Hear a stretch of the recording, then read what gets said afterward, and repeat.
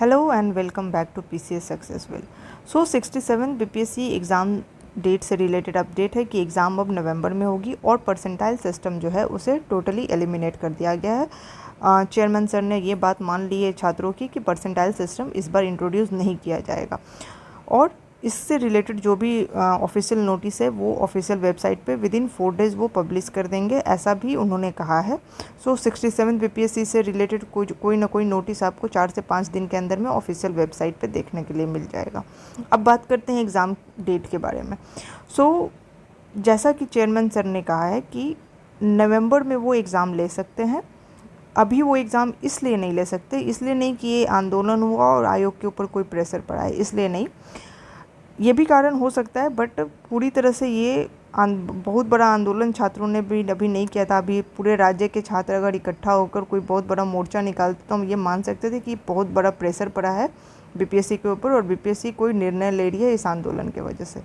कारण ये है कि अभी तक मात्र 2.5 लाख कैंडिडेट्स को एकोमोडेट करने के लिए ही सेंटर मिल पाया था BPSC को 20 और 22 की तारीख में, ठीक है।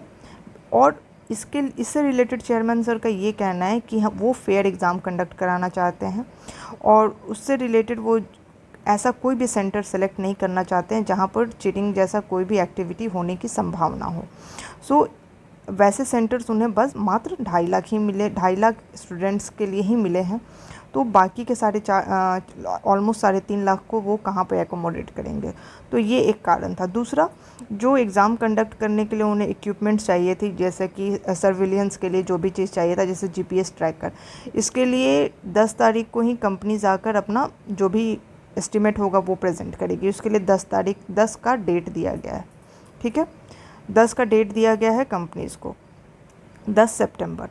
10 तक वो अपना आकर जो भी लिस्टिंग है वो देती, फिर आयोग उनसे ख़रीदता सारा इक्विपमेंट्स।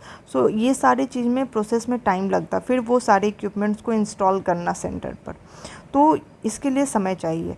तो समय अब आयोग के पास, आयोग ने तो सीधे चेयरमैन सर ने 20 और 22 का डेट दे दिया था, तो इतने कम समय में आयोग के लिए ये सारी जो नई तैयारियां थी ये करना असंभव हो चुका था। इसलिए ये जो डेट है अब ये इम्पॉसिबल है, इस डेट पे एग्ज़ाम BPSC कंडक्ट नहीं करा सकती, कराएगी भी तो जैसे तैसे होगा, ठीक है। और 2 शिफ्ट के लिए लोग काफ़ी, लगभग आप मान कर चले तो 90% लोग तैयार नहीं हैं 2 शिफ्ट के लिए, और वो जायज़ भी है। 2 शिफ्ट में एग्ज़ाम नहीं होना चाहिए। लॉटरी, लक फैक्टर, ये सब केसेस आ जाएंगे। फिर कोर्ट केस, मेन है कोर्ट केस हो जाने का खतरा है, फिर एग्ज़ाम कब तक के लिए लटक जाएगा इसका कोई कुछ भी नहीं हो सकता। ओके, तो यही थी इन्फॉर्मेशन BPSC से रिलेटेड। अब एग्ज़ाम नवंबर में आइदर हो सकता है, या फिर अगर उन्होंने ये कहा कि एक शिफ्ट में अगर आप एग्ज़ाम चाहते हैं तो उसके लिए 4 से 5 महीने का समय देना होगा, और इसकी भी कोई गारंटी नहीं है कि 4 से 5 महीने में BPSC एग्ज़ाम कंडक्ट कर लेगी, ठीक है।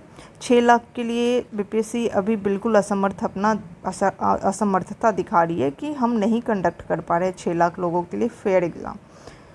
बट अगले साल और एप्लीकेशन आएगा तो क्या 68th में क्या होगा, BPSC कंडक्ट कर पाएगी? ये सब सवाल अब आगे के लिए है।